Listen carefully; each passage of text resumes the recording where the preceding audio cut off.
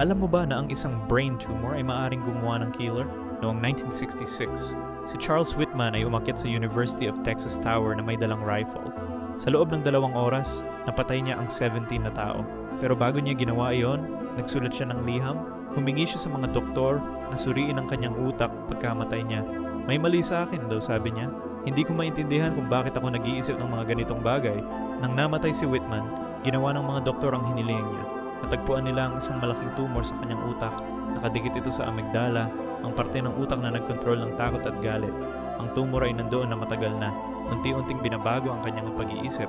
Nagsimula siyang maging violent. Nagsimula siyang mag-isip ng pagpatay. Hindi niya alam na ang tumor ang dahilan.